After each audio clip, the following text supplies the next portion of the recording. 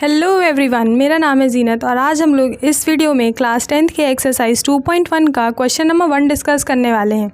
Question को discuss करने से पहले एनसीईआरटी में जो थ्योरी दी गई है एक्सरसाइज 2.1 के पहले उसे समझना ज़्यादा ज़रूरी है। तो चलिए पहले थ्योरी देख लेते हैं। केस 1 में कहा जा रहा है कि if graph cuts x axis at two distinct points let A and A dash, points मान लिए A and A dash, then x coordinate of A and A dash are the two zeros of the quadratic polynomial. यानी कि अगर quadratic polynomial के zeros पूछे जाएं graph दे करके तो हमें कैसे आइडेंटिफाई करना है कि जितनी बार भी ग्राफ एक्स एक्सिस को कट कर रहा होगा उतने ही उसके ज़ीरोज़ होंगे।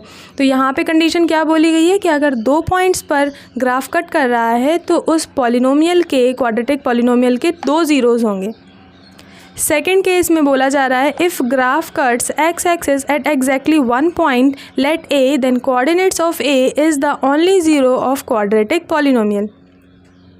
यानी अगर किसी क्वाड्रेटिक पॉलिनोमियल में उसका ग्राफ दिया जा रहा है जिसमें कि एक्स एक्सिस को वो ग्राफ सिर्फ एक बार काट रहा है, तो जिस जगह पर काट रहा है यानी अगर उस पॉइंट को ए मान लें तो उसी पॉइंट के कोऑर्डिनेट उस क्वाड्रेटिक पॉलिनोमियल का ज़ीरो होगा, सिर्फ ओनली 1 ज़ीरो होगा उसका। केस थर्ड में हमें बोला जा रहा है if the graph is either completely above the x axis or below, means does not cut the x axis at any point. इस पॉइंट में कहा जा रहा है कि अगर ग्राफ जो है या तो एक्स एक्सिस के जस्ट ऊपर है या तो एक्स एक्सिस के जस्ट नीचे है, माने कि वो काट ही नहीं रहा है, एक्स एक्सिस को कट ही नहीं कर रहा है, किसी भी पॉइंट पर इंटरसेक्ट नहीं कर रहा है, तो उससे क्या होगा कि उस पर्टिकुलर क्वाड्रेटिक पॉलिनोमियल के एक भी ज़ीरोज़ नहीं होंगे। यानी हम यहाँ पे सिंपली कह सकते हैं कि जितनी भी बार एक्स एक्सिस को ग्राफ कट करेगा उतने ही उसके क्या होंगे, ज़ीरोज़ होंगे। तो चलिए एक्सरसाइज 2.1 देखते हैं। एक्सरसाइज 2.1 में सिंपली हमें यहाँ पे 6 ग्राफ्स दिए हुए हैं और उन्होंने बोला है the graph of y is equal to polynomial in terms of x are given in figure 2.10 below for some polynomial px find the number of zeros of px in each case. हर एक case में हमें number of zeros find करना है।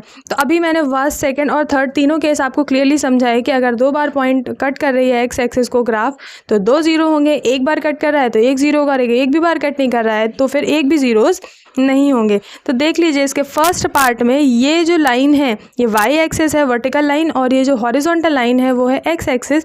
तो यहाँ पे दिख रहा है हमें कि एक्स एक्सिस को ग्राफ यानी कि ये जो लाइन इसमें ड्रॉ है वो एक भी बार कट नहीं कर रहा है, इसीलिए इसके जो ज़ीरोज़ होंगे वो ज़ीरो होंगे, यानी कि एक भी ज़ीरो नहीं है।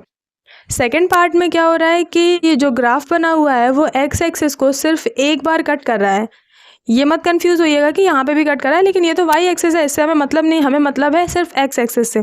तो क्योंकि ग्राफ एक्स एक्सिस को सिंगल टाइम कट कर रहा है इसलिए इसके ज़ीरोज़ होंगे 1।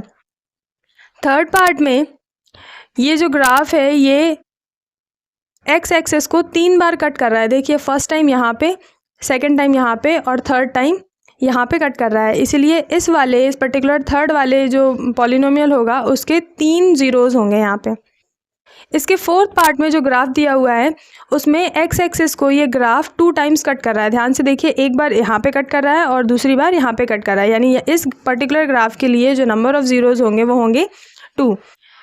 फिफ्थ कंडीशन में, फिफ्थ ग्राफ में जो ये एक्स एक्सिस को कट कर रहा है ग्राफ, देखिए कई बार कट कर रहा है, तो गिन लीजिए यहाँ से, फर्स्ट टाइम 1 2 3 और 4, यानी कि यहाँ पे ये 4 टाइम्स कट कर रहा है, इसीलिए यहाँ पे नंबर ऑफ़ ज़ीरोज़ होंगे 4। सिक्स्थ पार्ट में ग्राफ कितनी बार कट कर रहा है, देखिए 1 2 3, छूल के जाए या एकदम इंटरसेक्ट करके जाए एक ही बात है, तो यहाँ पे 1 2 और 3 यानी इन दोनों को भी हम कंसीडर करेंगे, तो इसके जो ज़ीरोज़ हो जाएंगे वो हो जाएंगे 3।